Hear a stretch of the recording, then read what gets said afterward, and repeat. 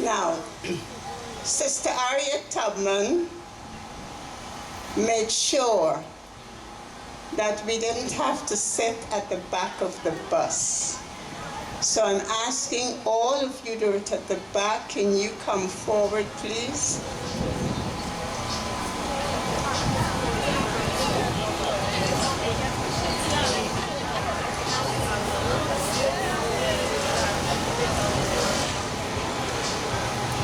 Can you come forward, please?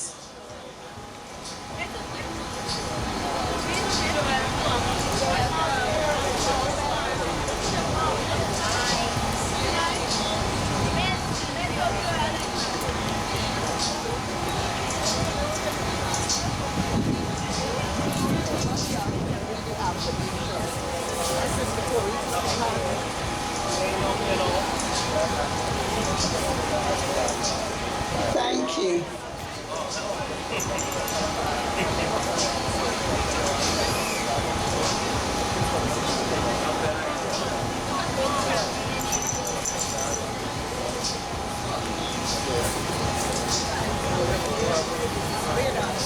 All right. Now that we've done that, I don't think I need any introduction, but I will still say, in case for those persons who have not been here before, my name is Sister Penda Guyana, and I am your chairperson for this afternoon, okay? Now, we're going to start the program by having our act of affirmation done. It's in your program, and I will ask Sister Colleen Tishmaker, one of the members of the Sisters in Unity, to read the affirmation for us. So we'll read along with her.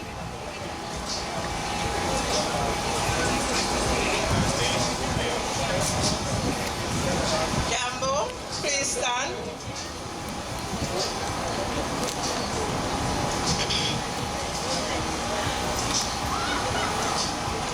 We, the offspring of ancestors from the continent of Africa, as assembled in love and in peace with one another. We pour libation to the spirits and to the God of Africa, and Father of humanity. We invoke the spirits of those who resist slavery, of Alphabet and African Janet, of Harriet Tubman, Malcolm X, and we jointly affirm, one and all, from this day onward, we will live with a new sense of purpose. We will seek education for pupils and students and for ourselves. We will support it and encourage it with all we have. We will seek to honor teachers for their mission. We will be guided by a conscience about right and wrong. We will respect elders and young people, first of our own race and also of others. We will cherish our own beauty of body, mind, and spirit. We will work for peace so that we may all flourish. And there is no peace without justice. And justice is the foundation of peace, our peace and well-being. We know that the safety of one depends on the safety of all. We know that we lack many things vital in our place in society. Many obstacles have been in our way. We know that our minds can be the greatest obstacle. We will re-educate our minds. We will carry on our lives and work as dignified people, proud to be sons and daughters of Africa. We will seek to be good example and a light to our generation and to the world. We will rise in the presence of our own collective and personal efforts. We will rise with God's help and the blessing of our ancestors. We will become again leaders in education. We will become leaders in the economy and the business life of our country and our region. Nothing is too difficult for us. We will overcome all obstacles. We will embrace righteousness and shun evil. We will continue to be hardworking and improve our efficiency. We will shine with a new African beauty. We know that this is not the work of 1 week, of 1 month, or of 1 year. Our work, therefore, has begun. We will keep our common purpose in all efforts to improve. Tuta Shenda, we will win. Thank you. Thank you very much, Sister Corinne, and thank you. At this time, we have a drumming interlude.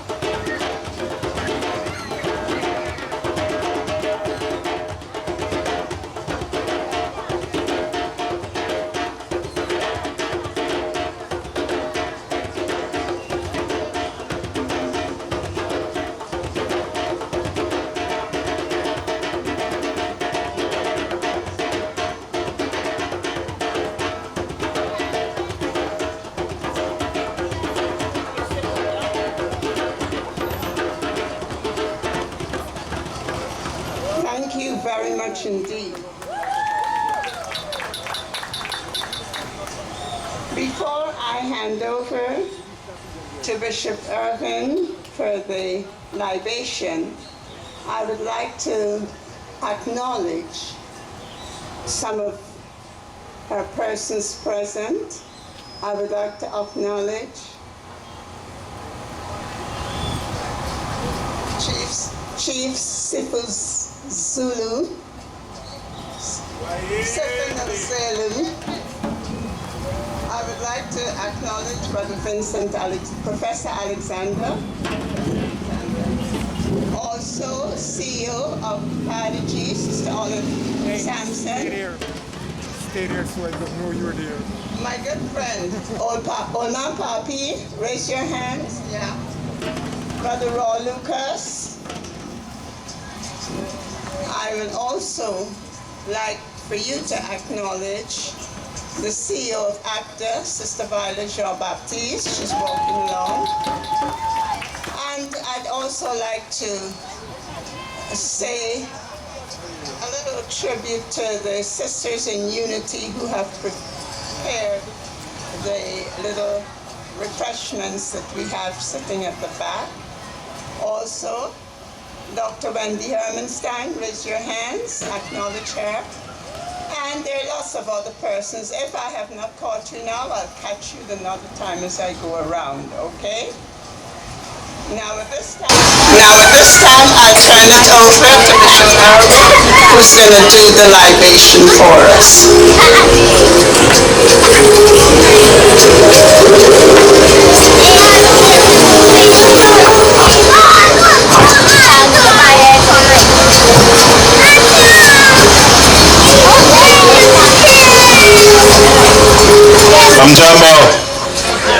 Amjambo!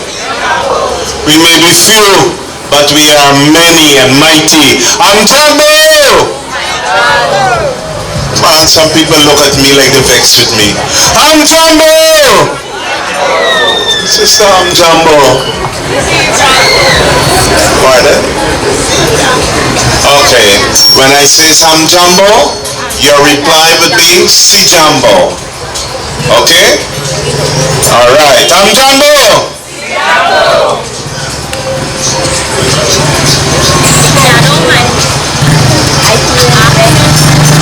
It is customary, but sometimes not always acknowledged.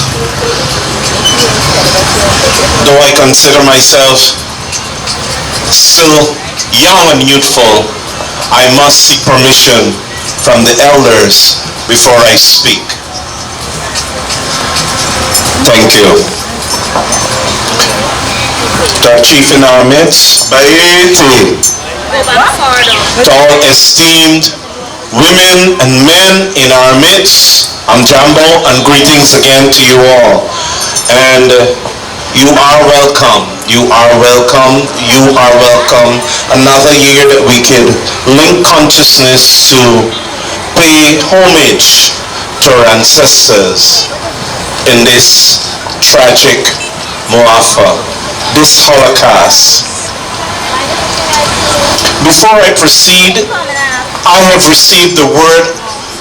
I want to just quickly leave it with you. It's not preaching or anything. It's just 2 lines. Our wounds that we would have suffered over the years, presently, our wounds, they're not our faults. But healing of those wounds is our responsibility. I don't hear you. Lose me there.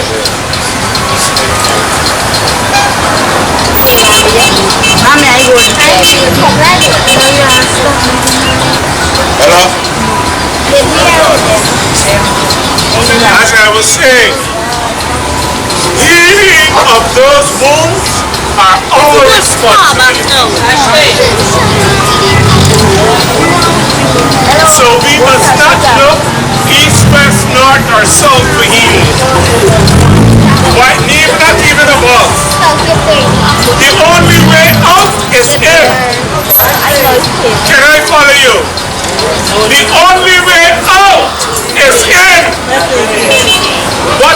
or outside is within us.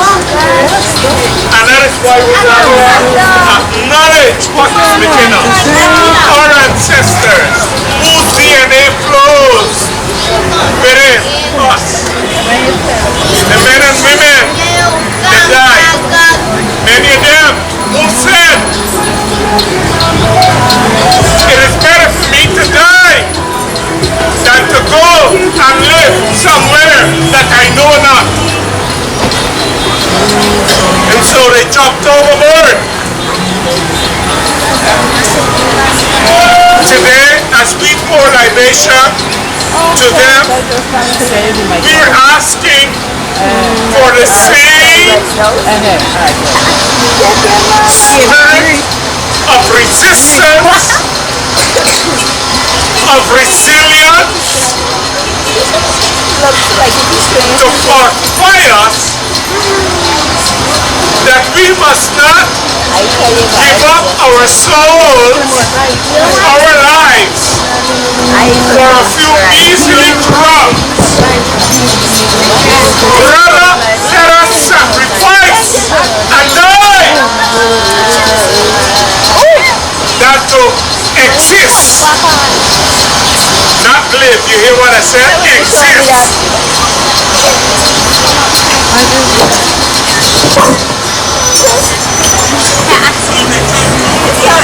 So, with that being said, the only way out is in.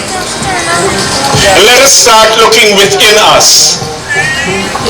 Let us start seeking within us. Teaching our children to look within them. We are a mighty people. We are a powerful people. This healing that I'm telling you about is not the work of one day, 1 week, or 1 year. And we somehow got to change this mentality that this healing is a quick fix situation. Let us be prepared and batten ourselves down. Whether we gotta be light bearers for the next generation, whether we got to be the cudgel to hold information for the next generation, let us do that and then pass it on. That we will raise up sons and daughters that are strong and mighty. That's it. So we're going to pour a libation and acknowledge our ancestors. But in all things we know that we were created and brought into existence by a creative energy. Ashe? So I'll ask you to stand and join with me as we acknowledge the creative energy. And then we go on to our ancestors. Ashe?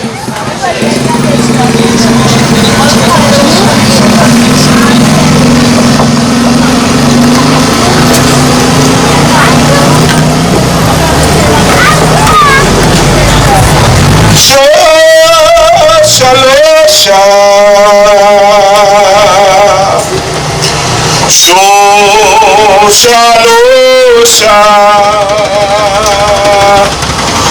Burans and tamans and similar.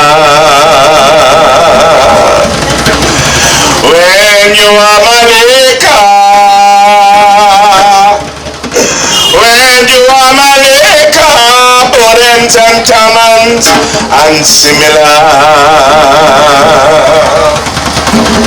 Shalosha,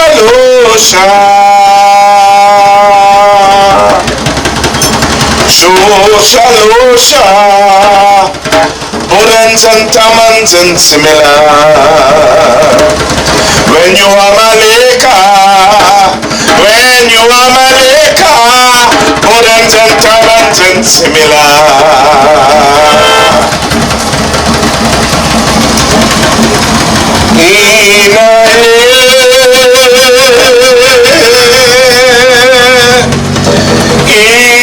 Inaya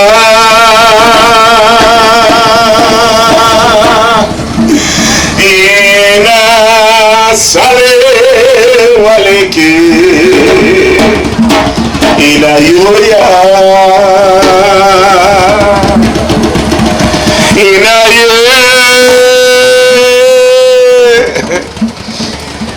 ina ya ina sale waleke ina yoya.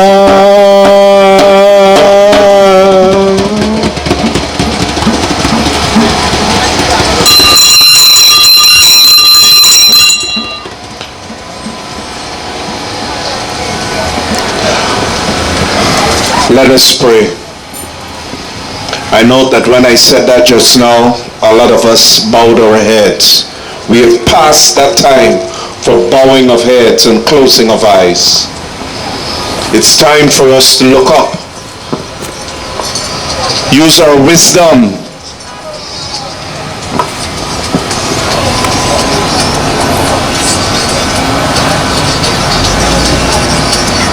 And see our life. Ashe. Ole damare, ole rum, ole fi, mojuba, mojuba, mojuba igungun, jobo jobo, risha, mojuba. Giving praise and thanks to the Creator, the creative energy. Giving thanks for the night that has passed, the rising sun, the midday shade, even now to the setting of the sun. Another day, another time. I want to thank you, Creator, for the activity of your spirit. I want to thank you because you are both mother and father of humanity. I thank you for the activity of your spirit in our life, world, and in all of our affairs, bringing us here on this spot of ground another year, another time, to acknowledge and give respect to our ancestors, the men and women who died in the transatlantic, even in the Middle Passage, whose bones line a path from the motherland even to all the various countries and places in the diaspora. We ask that we have a new sense of purpose this year, hence that we stand resilient, re-energized, and know that we are able to do and to conquer and be the best that we can be. Bless our leaders, our chiefs, our queens, our kings, our ministers, our men and women, more so our youth. From day to day, our young men and young women. Bless our homes individually and collectively. I ask that this program continue to run in divine order and nothing but good will go from it and nothing but good will come unto it. Ashe, ashe, ashe.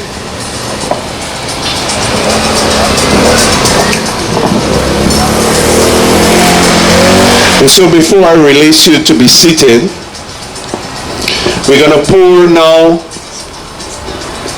We've poured water for coolness, but we're going to pour a drink offering. That's what the meaning of libation is. Because I'm understanding now, like some persons among us might be the first time that they are here with us and may not understand everything that is taking place. So while I might try to go through to expedite time, I would like us still to understand that it's a poured drink offering. Ashe? And when we do so, we call on names of our ancestors.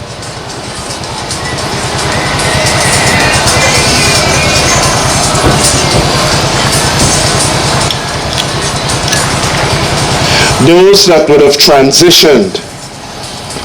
Because sometimes when we hear ancestors, some people get mixed up and we end up calling names of people that are still alive. Ashe?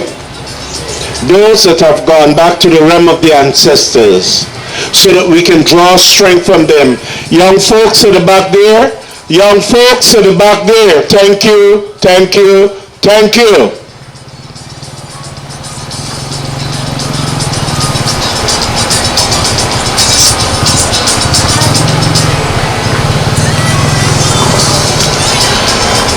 Again,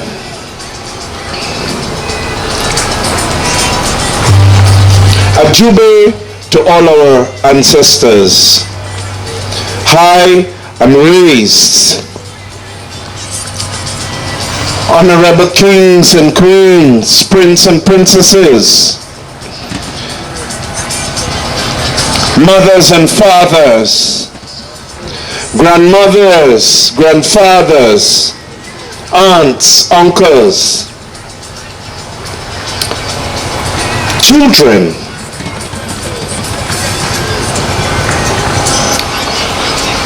those whose names we know and those whose names we do not.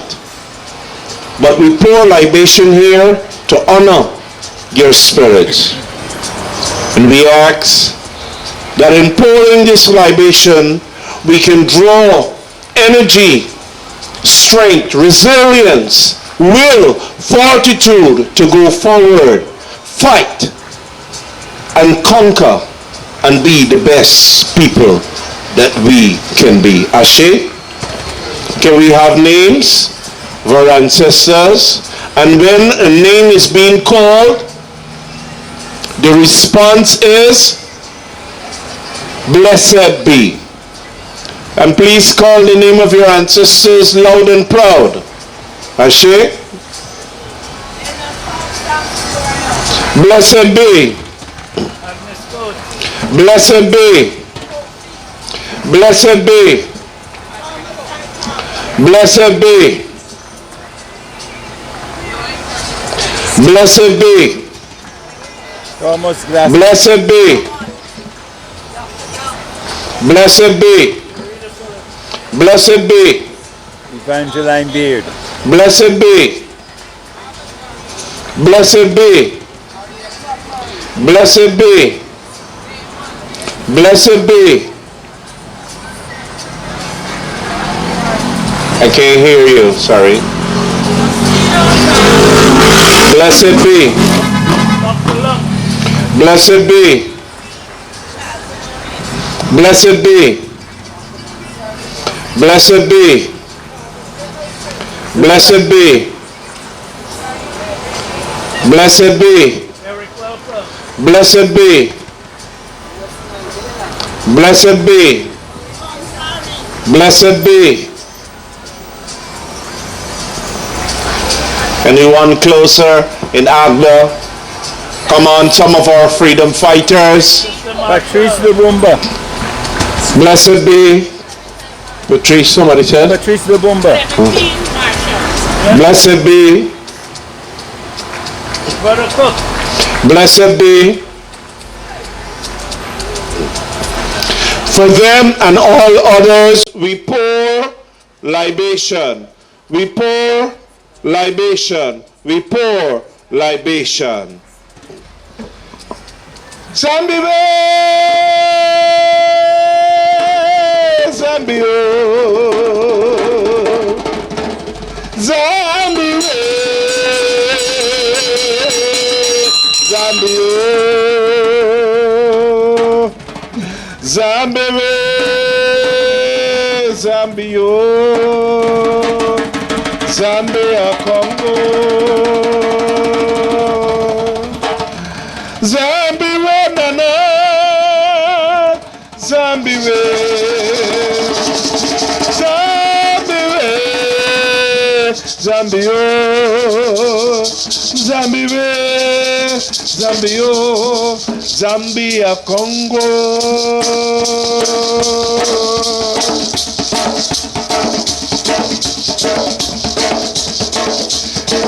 Jamba, jamba, jamba. Shura lawa ogo jobo jobo na merini talabwana baba mi molo nubro kunin tonsili chunku koile koiko kikosi okosiano niro komi jobo jobo minile koiko ma de pushura lawa Ogunakabani Baba Lekbede, Koilore, Le Echine Kifi, Lele Tony Kiwin Intusi, Jobo Jobo Nila Yen Intusili Onie Uleda Mare, Nina Akbara, Atini Jobo Jobo, Nakiche, Bawo Chiche, Odara, Ati Beruku, Baba Ogun, Mula Balumi, Ashe, Ashe, Ashe, Ashe, Ashe.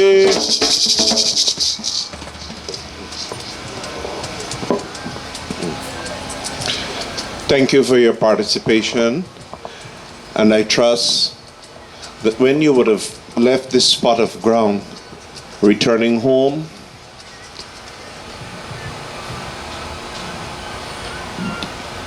there will be an awakening.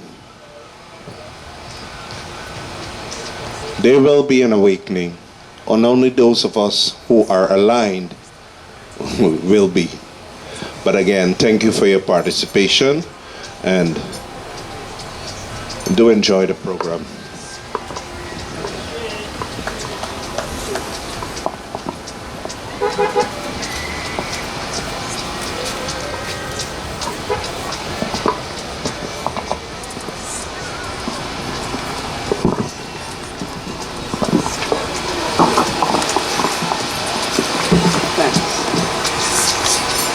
Let's give a special ashe to Bishop Irwin for that wonderful libation.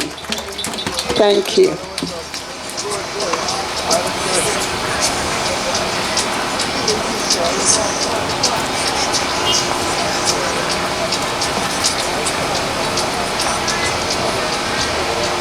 Those of you who have received the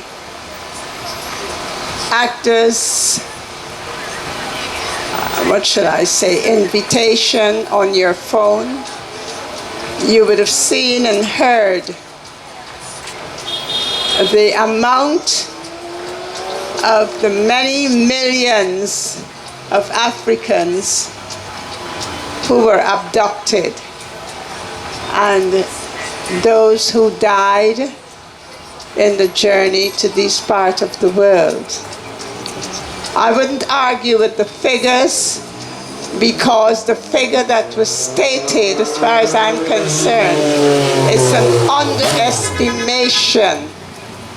I am like Dr. John Henry Clark, who stated when you start from 30 million, you're now beginning to count. Let that sink in. When you start from 30 million, you're now beginning to count. So as we're here today, once again, I want us to really understand that our Holocaust, as Dr. Clark says, we did not have one Holocaust. We had many Holocausts.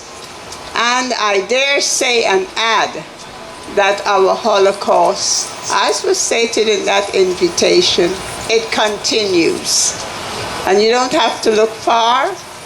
Our African Holocaust continued, and a good example was September 1st, 2025. I say no more. At this time, I will call on one of the members from Aya to do the Maafa statement. And I will call on Sister Joelle to read the Maafa statement for us. Let's put our hands together for her.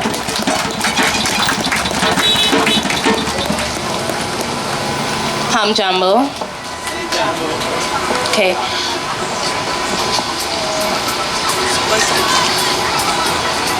We're here to do this together. The sister said, I'm Jambo. I did not hear your response. Let her try again, please. Hamjambo. Okay, pleasant afternoon again. My name is Joel Perry. I'm one of the youth leaders at AYA, which is the Association of Young Africans and the youth arm of ACTA. Today I have the pleasure of reading this Maafa statement, so I hope this brings some clarity. The commemoration is a moment of reflection and unity. reminding everyone of the pain of slavery and the resilience of the African identity. The Maafa is not only about mourning, it is also about reclaiming pride, honoring history, and celebrating the spirit of those who fought for freedom and dignity. The ceremony encourages healing, remembrance, and education, so that the horrors of slavery, of the slave trade, are never forgotten or repeated. On this day, honor and tributes are paid to the millions of Africans that were brutally captured from their homeland during the transatlantic slave trade, a heinous system that the UN declared that slavery and the slave trade are a crime against humanity and should always have been so. A system that for over 4 centuries, from 1441 to 1888, resulted in the subjugation, loss of indigenous African cultures, languages, spiritual beliefs, and encompasses the historical and ongoing commercial exploitation of Africa's human and natural resources through enslavement, colonialization, and neo-colonialization. Today, in Guyana, the legacies of the African Holocaust are quite visible. In an oil-rich nation with the fastest growing economy in the world, where the GDP has changed from 6,900 US in 2020 to 32,000 US in 2025, the GDP per capita in the African community remains around 8,000 US in 2025 compared to other ethnic groups. African Guyanese are essentially left out of this booming economy, while preferences are given to foreign nationals in total disregard of our motto, one people, one nation, one destiny, or the political marketing policy of one Guyana. ACTA reiterates and continues its call for 1. In Guyana, all ethnic groups that voluntarily came to Guyana to do work under the indentureship period were given free lands, permission to trade with the colonial government, technical assistance to enter rice production and capital. African Guyanese were given nothing.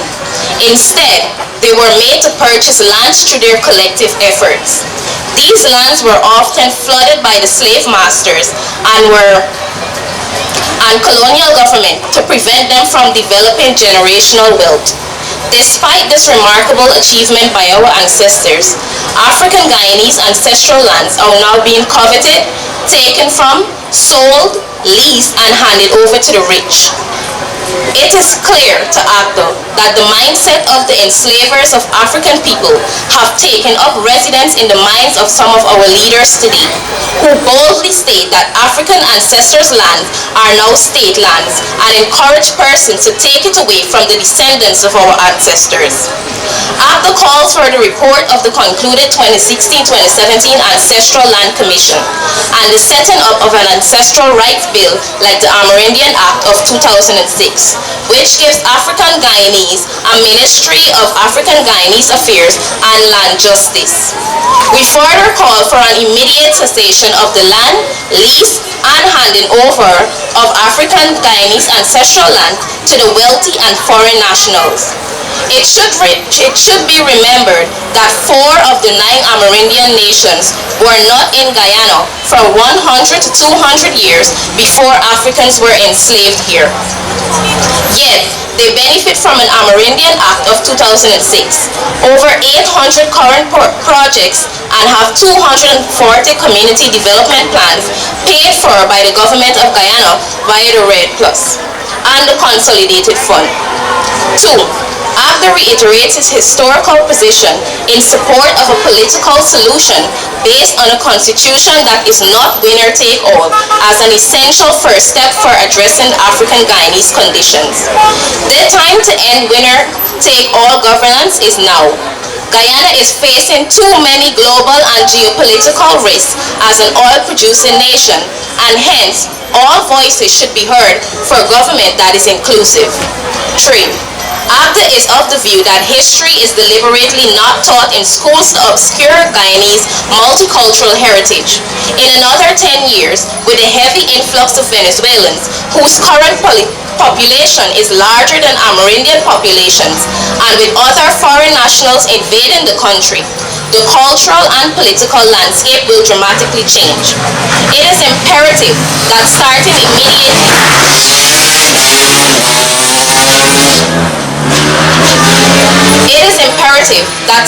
immediately a serious attempt is made to reintroduce history in our schools and universities, as well as to introduce new regulations with regards to the granting of Guyanese citizenship.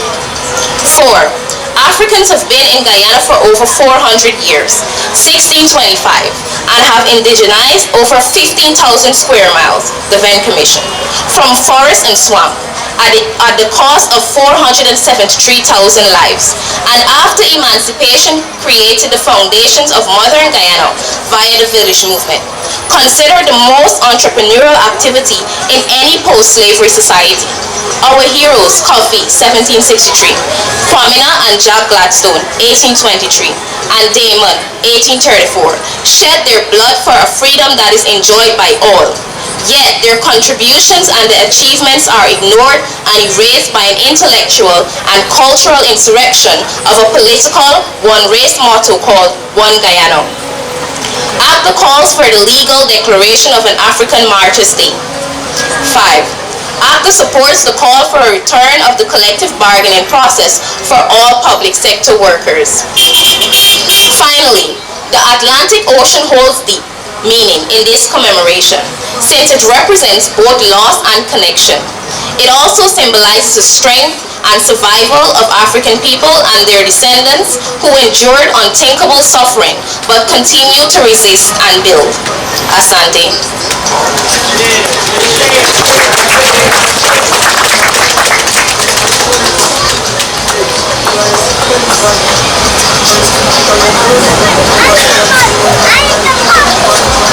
Thank you very much indeed, Sister Joel. Can you give her another round of applause? Thank you.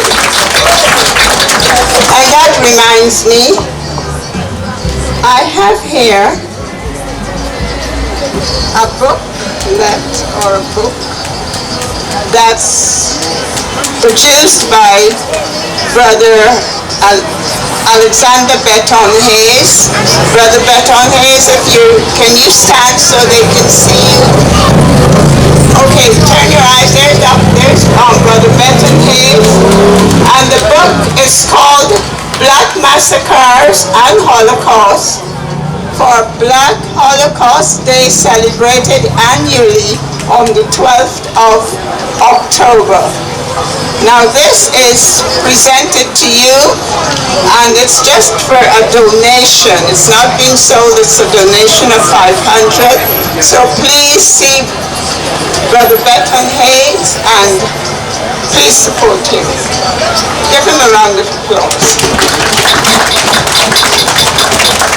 And we have to always do what is right, and we have to make the narrative correct. Now, I've been getting lots of calls and people have been saying, have you seen this? And I said, well, you obviously have not been paying attention to the posts that we've been putting out. I heard Sister saying the Atlantic Ocean. Can we from this day forward try not to say Atlantic Ocean and revert to the name that it is and was called, which was the Ethiopian Ocean? Can we say that? The Ethiopian Ocean? Thank you. They love to change our names of things and we go along with their narrative. It's like you go into South Africa and they say the Victoria Falls. Well, Victoria wasn't there when the fall was there. The fall is Musa Ayatonia, but we say Victoria no more. So that there is the Ethiopian Ocean. Thank you. At this time, we will have a dance by our ACTA youths, and I think they are ready. ACTA youths.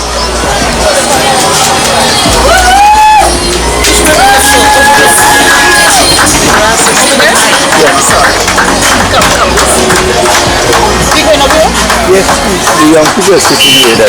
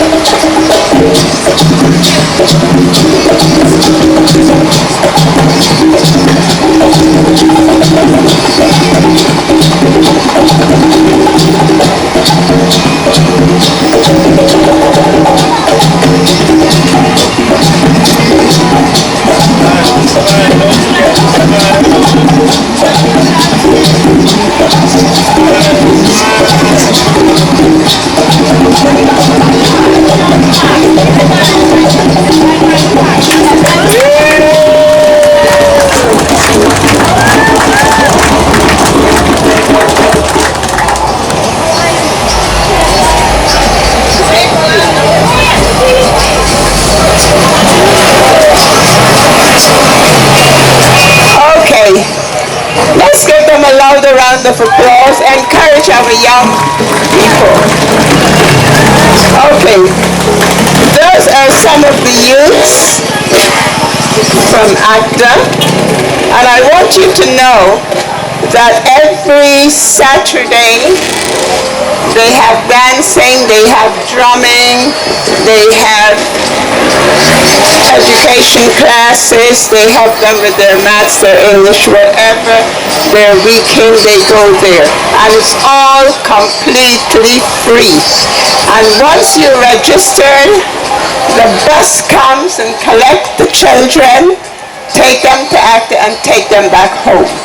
So please take advantage of this situation.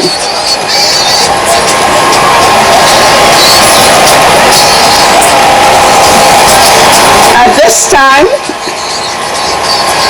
we're going to have an address by one of our sisters, Sister Simone Burnett, if you're following on your program, and she's going to speak to us on the concept of the African Holocaust / Maafa, okay?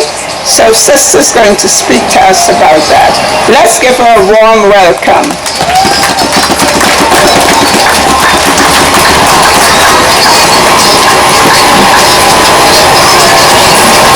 You can adjust the mic to suit.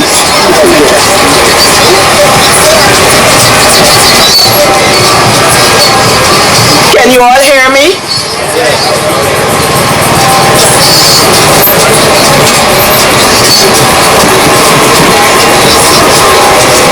Can you all hear me? I'm Jumbo.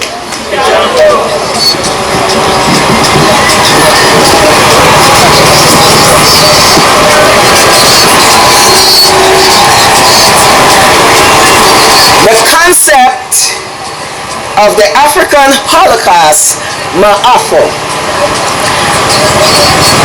To the Public Relations Officer, Sister Viola Baptist, the committee members of ACTA and esteemed guests, I extend my warmest greetings to each of you and deeply appreciate the opportunity to share reflections on the profound symbolic significance of Maafa.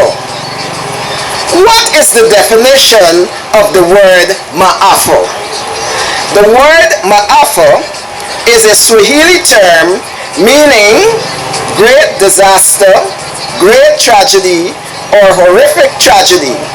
It is used to describe the transatlantic slave trade, the Middle Passage, and its enduring legacy as a period of atrocities and immense suffering inflicted upon African peoples.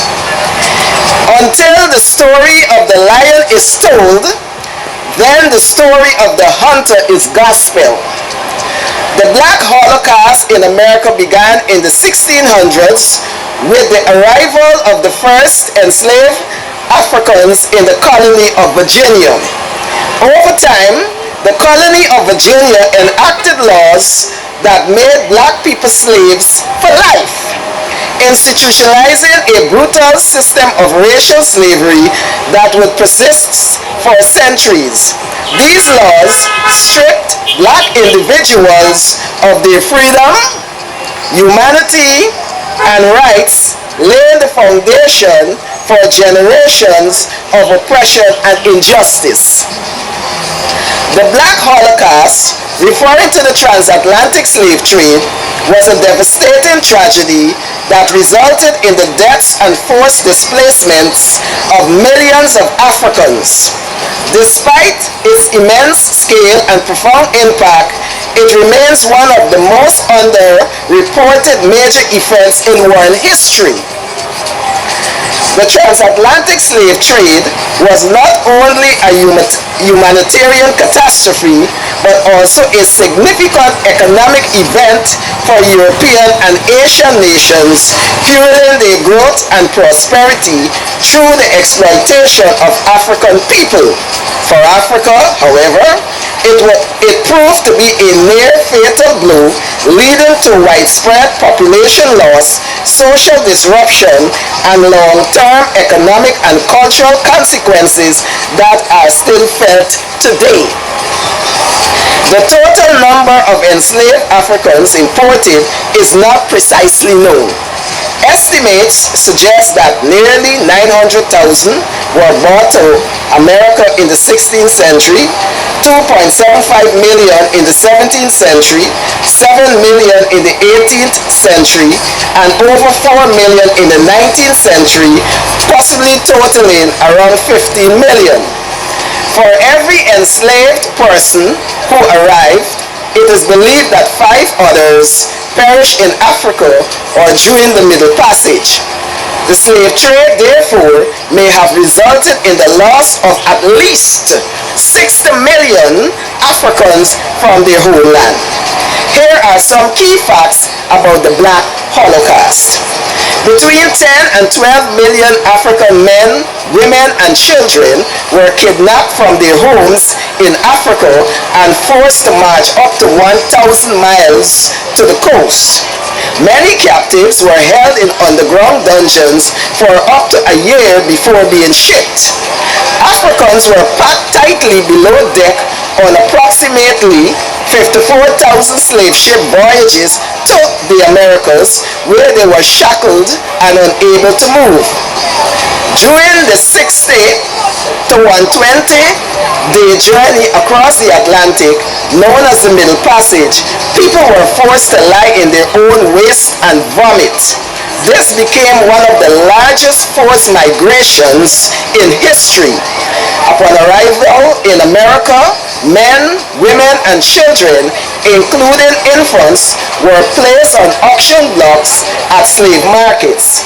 Buyers treated them like livestock, poking, prodding, and forcing them to open their mouths for inspection. Enslaved Africans were often forced to remove their clothing in public so buyers could examine them for perceived defects. Families were routinely separated, with children sold away from their parents and husbands from their wives. In 1865, when the Civil War began in America, 8 generations of black children were born, grew up, toiled, and died as the property of white adults and children. Our ancestors endured grueling labor from sunrise to sunset. 6 or 7 days a week without pay. They were frequently whipped or subjugated to other punishments to the owners. They were frequently whipped or subjugated to other cruel punishment at their owners' whims. Learning to read, write, or do arithmetic was forbidden. They were poorly fed, housed, and clothed. Many of our ancestors, including children, suffered sexual violence and were sold away from their families. For over 400 years, more than 50 million men, women, and children were the victim of the tragic transatlantic slave trade, one of the darkest chapters in human history. These facts illustrate the brutality and inhumanity of the transatlantic slave trade, which had a profound and lasting impact on generations of African-descended people. Africans were forcibly brought to the Guyanas, first by the Dutch starting in the 17th century and later by the British. They were used for brutal forced labor on sugar, coffee, and coffee plantations. Conditions were harsh and mortality rate was high due to the relentless work of clearing land and building the complex dam and canal systems that made the plantations possible. The annual African Holocaust Maafa commemoration in Guyana is held at the seawall to honor and pay tribute to our enslaved ancestors who were thrown into or died during the perilous transatlantic crossing. The Atlantic Ocean is a symbolic mass grave for millions of Africans who perished during the slave trade, making the seawall, which holds back the ocean, a natural and poignant place for remembrance. The significance of the seawall location in honoring our ancestors is the following. Symbolic mass grave. The Atlantic Ocean symbolizes the Middle Passage, the brutal voyage that claimed the lives of millions of enslaved Africans. During a libation ceremony at the seawall, community members and activists pay tribute by offering flowers to the sea in memory of those lost. A historical connection. Much of Guyana's coastal land lies below sea level and was reclaimed from the sea through the forced labor of enslaved Africans who built the sea defenses that still stand today. The seawall remains a powerful, visible reminder of that labor and of the legacies of colonial era development. Connection to ancestral spirits. Commemorating at the ocean is a contemporary ritual that connects.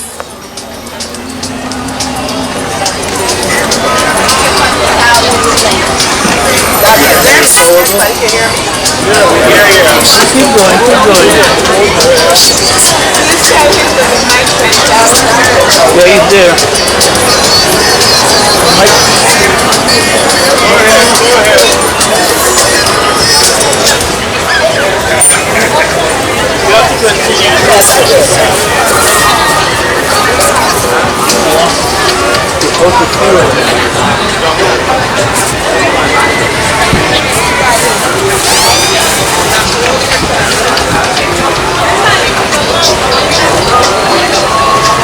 Connection to ancestral spirits. Commemorating at the ocean is a contemporary ritual that connects living descendants with the spirits of ancestors who were buried at sea or forced to perform labor along the coast. A communal gathering space. Georgetown Seawalls, long cherished as a gathering place, becomes the heart of the community each year when residents assemble for this significant observance. Reclamation of living. The African Cultural and Development Association, which is organizing the event, emphasizes that the African Holocaust is frequently denied or minimized. narrate his atrocity at a prominent public occasion, such as the Seawalls, constitute a courageous act of defiance, ensuring that the memory of his genocide and the suffering of his victims are acknowledged and preserved for future generations. Ashe, Ashe,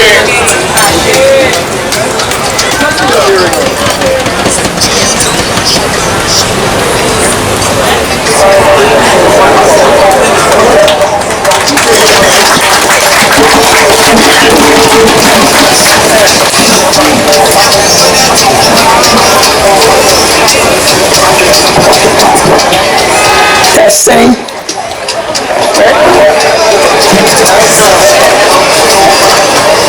Okay, let's give our sister a round of applause. I think that was really, really wonderful. And I'm sorry that she lost volume towards the end of her presentation. But thank you very much, Sister Simone, for that. And again, Sister Simone, may I remind you to make notes and change. It's not Atlantic Ocean, it's the Ethiopian Ocean. Thank you, ma'am. Okay. At this time, moving along, we're going to have a poem by Active Youths. Are you ready?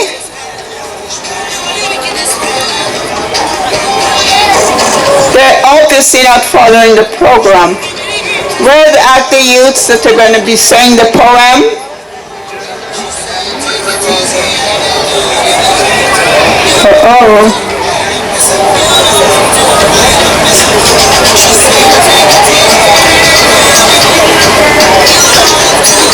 Okay. We'll move along and maybe they'll get their act together a little while. So at this time, if you're following your program, we're supposed to be having tributes. We're only going to be having 3 tributes from organizations. And I'm going to call on Dr. Wendy Hermanstein to give us a tribute. If anybody else from an organization, not you that are already on the program, but if anybody else would like to, please come and tell me. Dr. Hermanstein, please.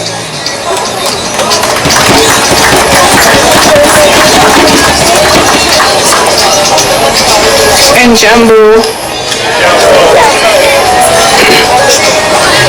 African Holocaust in Swahili is known as the Maafa, represents one of humanity's darkest chapter from 1942 to now.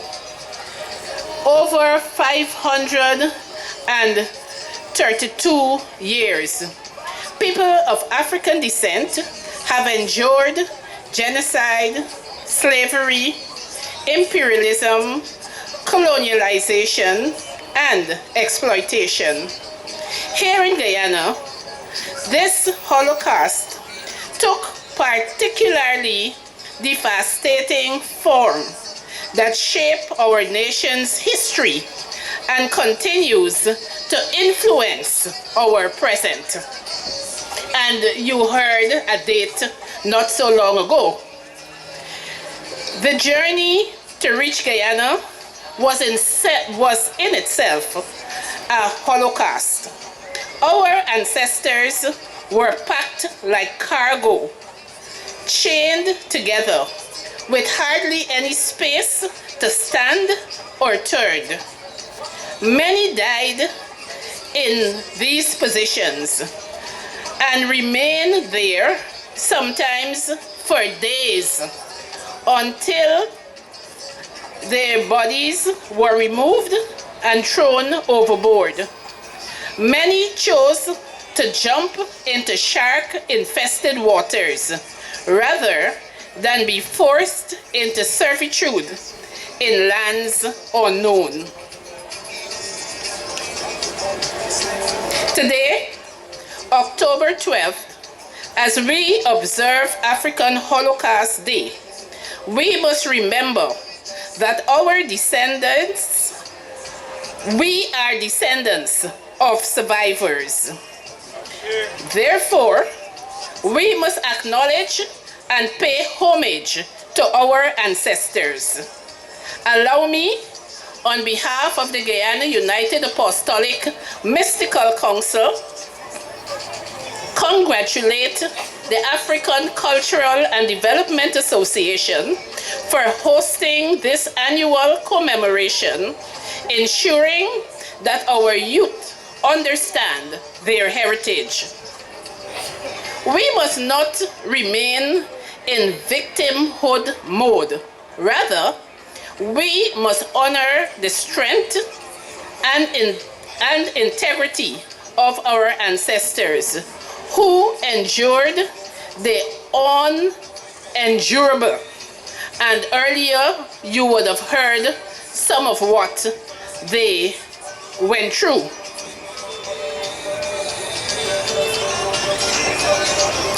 Their blood, sweat, and tears built the economic foundations that European powers exploited for centuries. Yet, from their suffering emerged resilience, culture, and an unbreakable spirit. As we reflect on the African Holocaust in Guyana, let us commit to never forget our history. Let us work to build a future worthy of our ancestors' sacrifice. We are the fulfillment of their dreams for freedom, and our success must honor their memory. In closing, I salute the millions of our ancestors who suffered in the African Holocaust.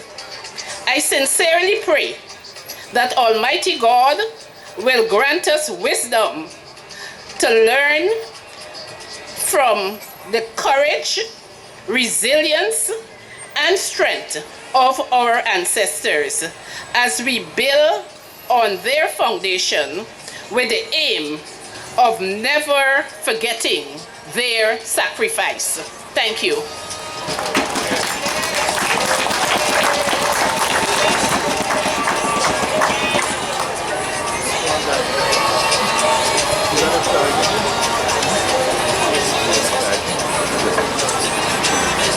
You know, I'm going to ask you to give her a louder round of applause. Come on. Thank you so much, Dr. Wendy Hermanstein, for that presentation. And yes, I just want to say something. We jumped overboard. And that's the reason why we were shackled. Because we decided that we rather jump over rather than be brought to strange lands under brutal circumstances. So to prevent us from jumping, they started shackling us on those boats. At this time, I will ask another member of AYA to come forward and do a poem. And then while she's doing the poem, if anyone else would like to do a tribute, please let us know so we can have the program flowing and so we can actually finish in time. Miss MBK, thank you.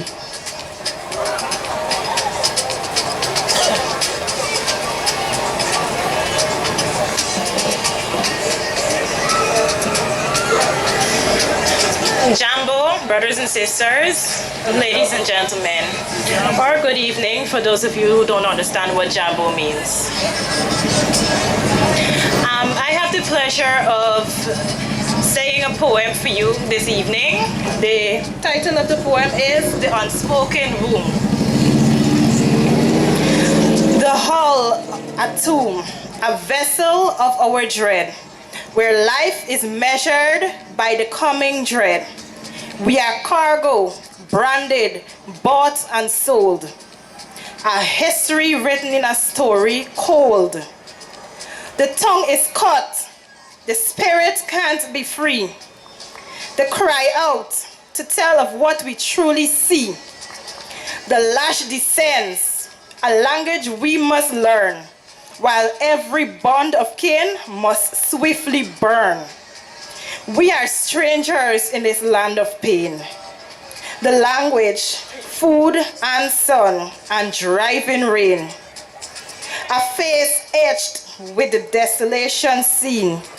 A silent scream, a haunted, hollow mean. The weight of what we cannot speak. A history of suffering, strong and meek. The Maafa lives within a bitter string, a constant, unremitting suffering. Thank you.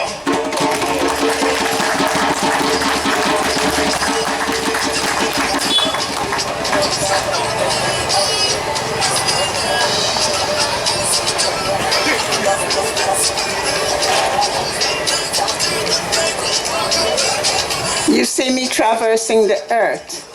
That's because my sandals came undone, and I think the foreparents wanted me to know that I need to make contact with the earth to ground myself. So I'm doing so.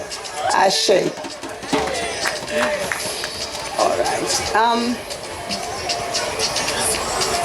Before I call on our speakers, our presenters, is there anybody else quickly from an organization that would want to say something? If not, okay. At this time, I will call on Chief Eric, presentation on reparations, and we know him as Chief Eric, but it's Chief Sifasazulu. I'm always having problem with the pronunciation. Thank you, thank you. Jambo. Bayete to Queen Mother Violet Jean-Baptiste. Bayete to Queen Mother Pendaguan. Bayete to all dignitaries here and special guests. And a special bayete to Brother Irvin for doing the libations. I wanted to give some context on the Maafa. We keep hearing from the British and other historians that 15 million of us were brought here, our ancestors. But the reality is much more brutal. All of us now have the internet. And if you were to go to the internet and ask for the populations of Africa and Europe in 1650 and 1850, you'll get the real Maafa. In 1650, Africa and Europe had 100 million people. In 1850, Europe had 265 million people, whilst Africa had 95 million. So there is a missing 170 million Africans in history. And we need to understand this, because when we say 15 million or 20 million, we're minimizing the horror and the destruction of Africa. We don't speak about the Arab slave trade. That alone involved 35 million people. So how could our Holocaust only be 15 when an unmentioned Holocaust, the Arab slave trade, which went on for 11 centuries, isn't counted? So we should reject this 15 million number and speak about 170 million missing ancestors. And the legacies are here. We have lots of Christians in Guyana. As a matter of fact, the largest African organization in Guyana is the Christian Church. They meet more than any other organization too, and they're most organized. We have a lot of Muslims in Guyana, but they became Muslims because of the Arab slave trade. Yet we were on this earth for 3.2 million years if you were to look at the skeleton of Lucy, and we must have had our own gods. Because if you are following the Christian Bible, God made us in his own image. So why weren't the first people on earth 3.2 million years ago, why wouldn't we have our own gods? I'd also like to bring it closer home, because we're not teaching history in our schools. 473,000 Africans died for Guyana over 200 years. And during that period, we had amazing achievements. We cleared 15,000 square miles. 15,000 square miles, to put it in perspective, is larger than all the islands combined. Jamaica, Trinidad, Barbados, you add them up. That's what our ancestors do. So we should honor them. And I'm thankful that ACDA does that. On the reparations front, I'd like to say three things. One, there's a study that shows that the Dutch owe us $50 billion. For the over 200 years they were in Guyana enslaving us. Remember, they were here from 1621. We've been here for over 400 years. Yet we have heard nothing from our political parties, the government, the newspapers, that Africans have been in Guyana for 400 years. We're being erased in the same way they're being erased in our schools. And we're being erased by this One Guyana slogan that is now diminishing this sacred site that we come to every year to honor our ancestors. The British owe us $3 trillion. That's the Brattle Report. So it gives you an understanding of what we are fighting for reparations. But the larger issue is that we need reparations from the government of Guyana. We died to build Guyana. The indigenous groups who were here, 4 of them, were not here before us. The Waiwais, the Makushis, the Wapishanas, and the Arakuners were here 100 to 200 years after we were here. The Waiwais, the Makushis, and the Wapishanas are Brazilians. The Arakunas came from Venezuela. Yet we will not understand this until history is taught in our schools. And so why should a group who came here so long after us, and why should a group that were used to imprison us, that used to track us down, that made the 1763 rebellion fail, why should a group be given lands under the Amerindian Act of 2006? Amerindians now own about 19% of Guyana. Yet we were the ones that died, and they were the ones that worked with the British and Dutch to imprison us. So the government of Guyana owes us 15,000 square miles. And I do not understand why we have this disconnection in our culture. Our political leaders, I see none of them here. What a disgrace. They're disconnected from their people. So I see a lot of things happening currently with the last election, and it makes me cry because our political leaders are lost. They do not understand the sacrifices we made. If not, they would have been goddamn here. They're not here. Why is that? I'll see them at Diwali, I'll see them at all sorts of other events, but they're not here at the most sacred event of us. We need to call them out on this. They're disgraceful.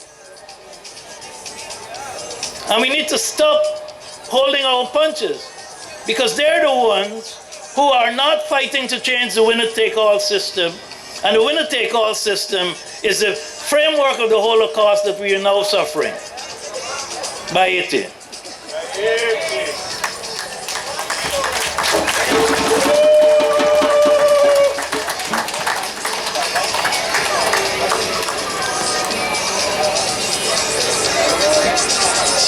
Another round of applause.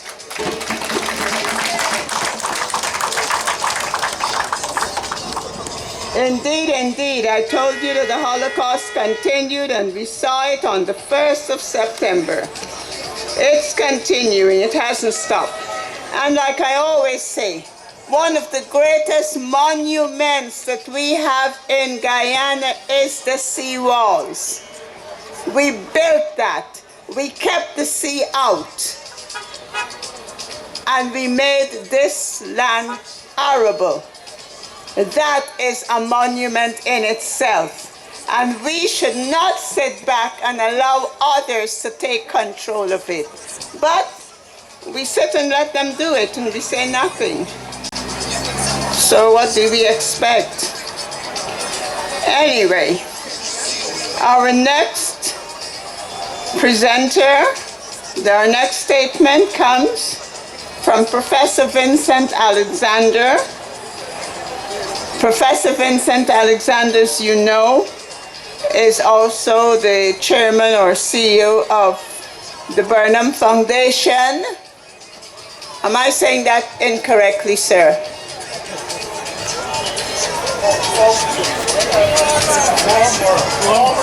Oh, the former, okay. Well, for me, once a chairman, always a chairman. Okay, and as you know, he's also with IPADG.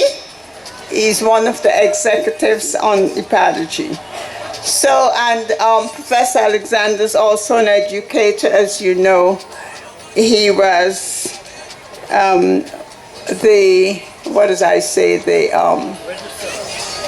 registrar of the University of Guyana.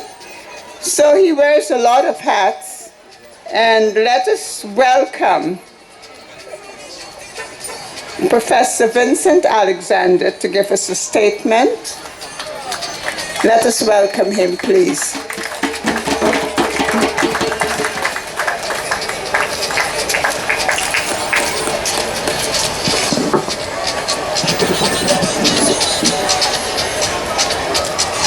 Hamjango wenzangu,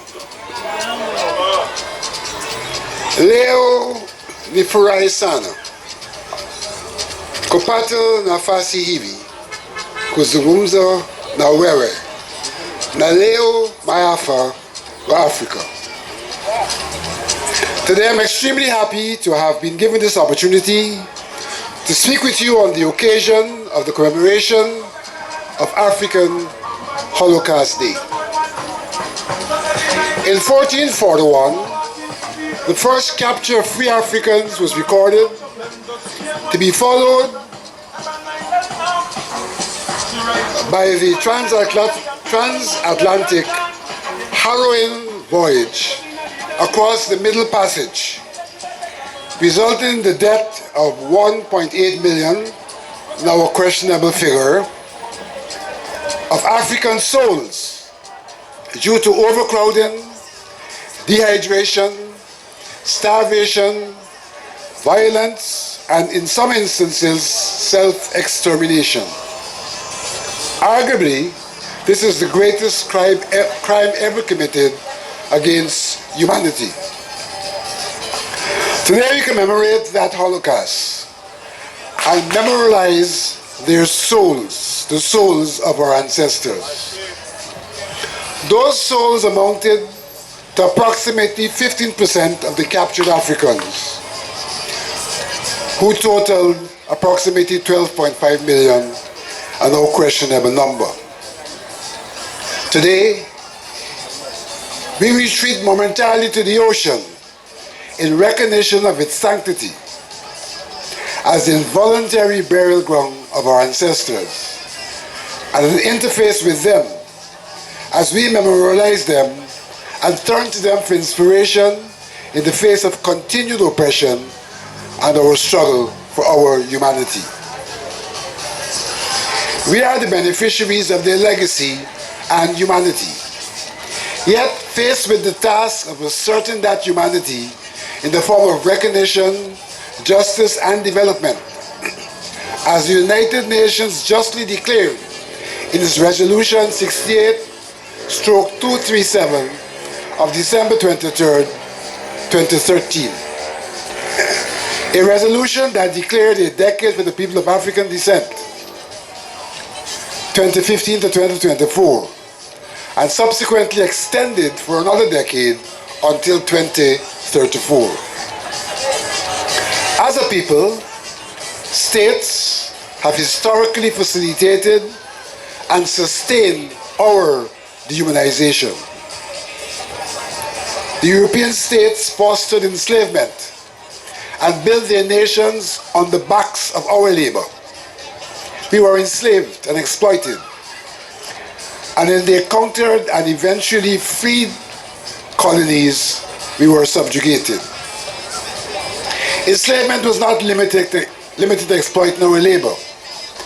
Its accommodating and superstructural elements included mental subjugation, destruction of our fundamental institution, the family, and our initial reduction to less than human status, chattel, and the eventual emergence at the bottom of the social ladder, as President Reagan once admitted.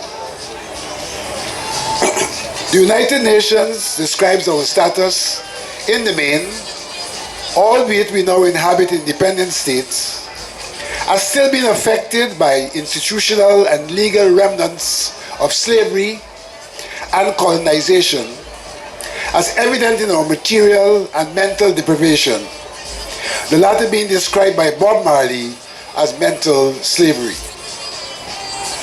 Individual cases of success primarily highlights our capacity to overcome, but does not reflect our recovery as a people. Those who claim it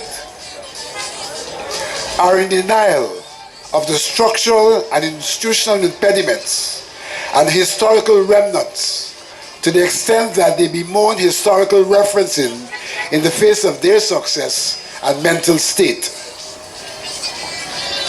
That we are here is due to our resilience and natural fortitude, as has been exhibited by our ancestors who survived the Holocaust, enslavement, colonization, and those of us who are surviving in our current circumstances. We are therefore challenged to determine what is required to bring about the transformation that can facilitate the realization of our humanity and God-given talent. In the first instance, we have to be conscious of our state, our rights, and our potential and commitment to the realization of our potential. We therefore have to, as a people, undergo our own process of self-recognition. We have to define ourselves, be guided by that definition, and not have others define who we are.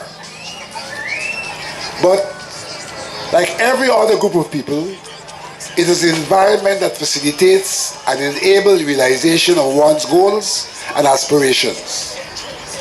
The state is largely responsible for the creation of that environment by virtue of the institutional and legal arrangements that determine the nature of the socio-economic environment in which we either subside or realize our potential. A simple example is the education system, which is an institutional arrangement. It does not promote true historical knowledge. The people will not even know of themselves, who they are as a people, and what has been spiritually and even materially bequeathed to them due to the inadequacy of our education system. In multi-ethnic societies, there will be no self and or mutual recognition given the state of our education system.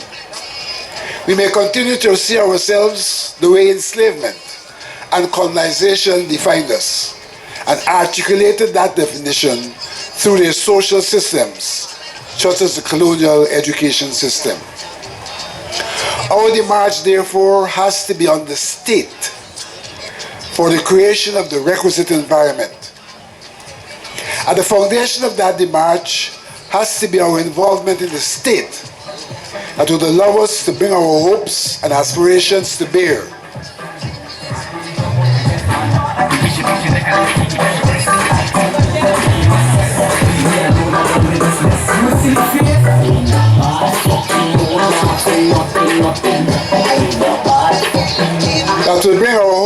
aspirations to bear on the decision-making processes of the state. Constitutional reform may well be an important area requiring attention in that regard. Obviously, the education system would require attention, as exemplified earlier. Our system has to be aimed at molding minds for collective and individual development rather than mere academic achievement in pursuit of individual goals. Critically, we should also have access to our resources for economic engagement. It is economic achievement that largely determines human development. It facilitates the realization of the human aspirations. The spiritual and material beings are inherently complementary. In that regard, there is need to access our inherited lands, which are a major economic resource. By and large, there is need for equitable access to the nation's patrimony. Equitable meaning favorable. Noting that other groups would have historically been treated favorably. For example, the Portuguese were historically provided with trading license when African Guyanese were prohibited from acquiring such license. The impact being both material and spiritual or aspirational. Thus, special attention has to be given in both the material and spiritual spheres if the African Guyanese are to recover in that sphere, even in the instance where access is now open to all. Comrades, as we commemorate African Maafa and memorialize our ancestors who never made it to these shores, I can go on ad nauseum to identify the internal reparative measures that are required of the state to repair the historical wrongs meted out to the people of African descent. Those wrongs impeded the development of the people of African descent, the impact which is still evident today, even as some of them are still impacting us even today. The call therefore is for repair and equity for the purpose of equalization in the interests of our humanity. In that regard, Ethnology has conducted studies, surveys in the community to determine our perceived needs. These detailed information can be accessed on Ethnology's website. I urge you to arm yourselves with that information, even as I caution you not to treat handouts as a solution to our problems. There must be institutional and legal reform that should also regulate our equitable access to resources. Comrades, let's proceed to commiserate with our ancestors and be further imbued by their spirits. Thank you.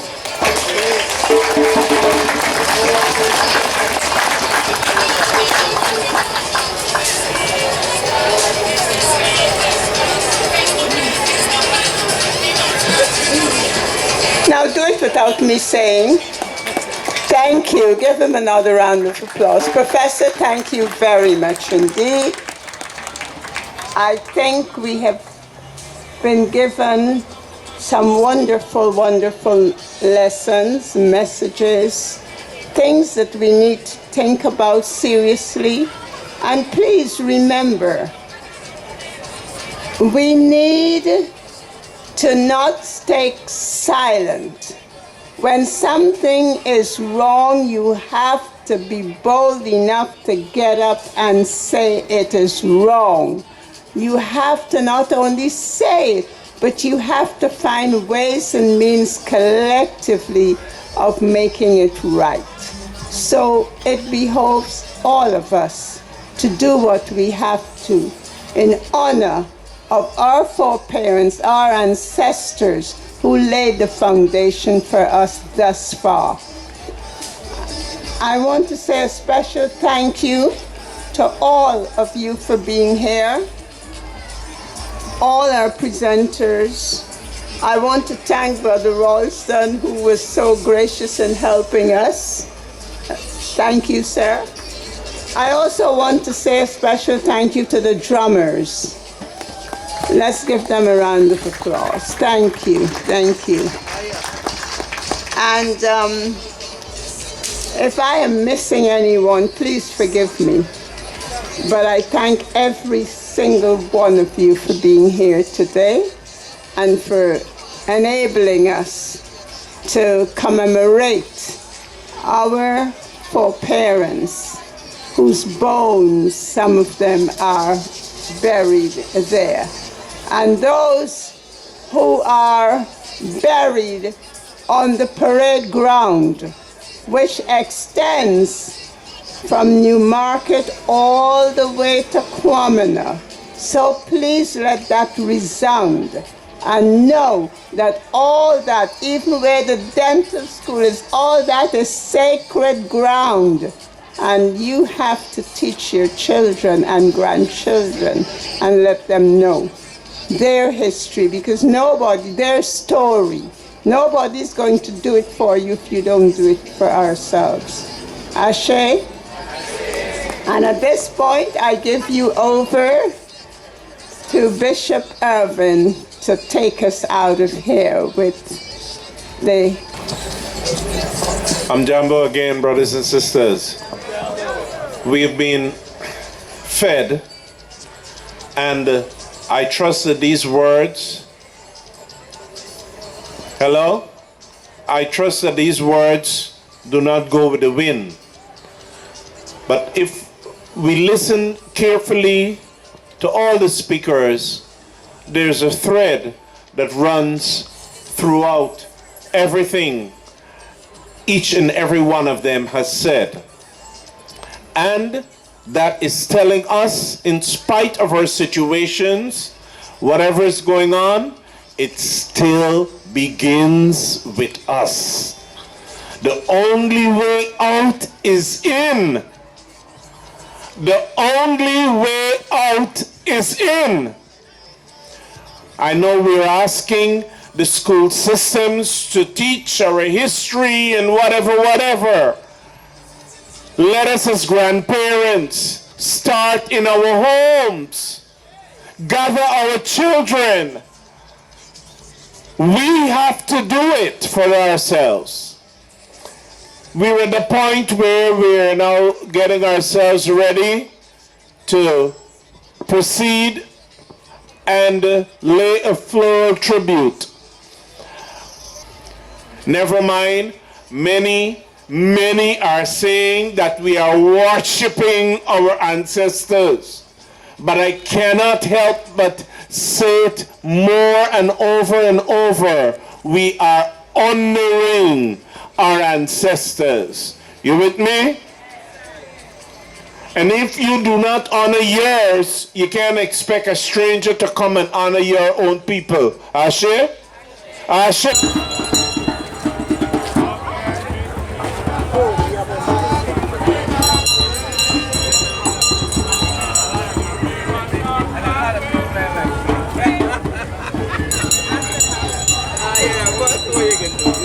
Continue it, you know?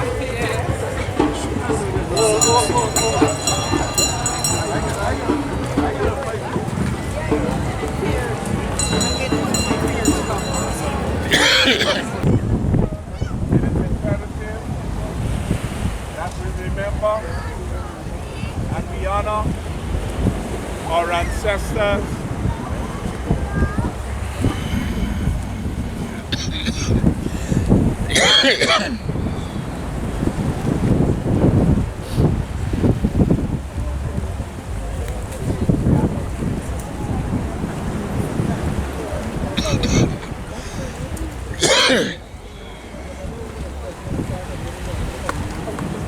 Ishuelawa Ogo Jobo na Miri Alakuana.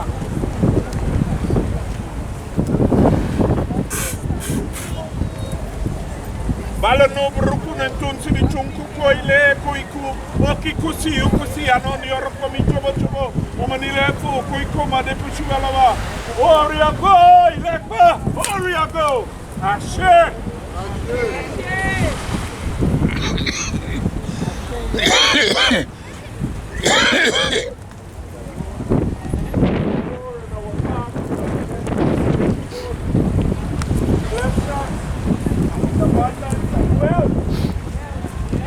Economic prosperity. That's what we stand for. In what we believe. Stand together as a people. As we remember you, and as we come to these waters, we remember the wealth that bring to us the pearl of these oceans, that we can prosper again. Guard and defend us. Give our people the resolute strength, fortitude, courage, might, and power as we go forth. We know it's not the work of one day, 1 week, or 1 year. But if we are to be torchbearers, then may we hold these cudgels to pass it on to the next generation, that they may rise up, rise up, rise up, ye mighty people.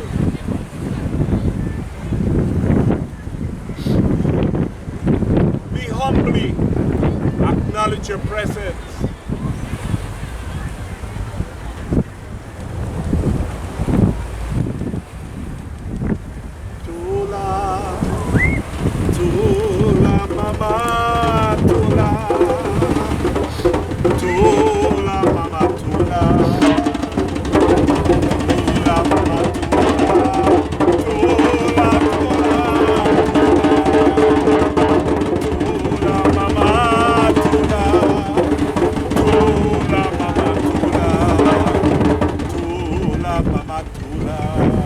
Santata, Santata, Sande Waye Kaya, Oasi Kemakaya, Oasi Aikaya, Santata, Santata, Sande Waye Kaya, Oasi Kemakaya, Oasi Aikaya. I would like when you put down your florals.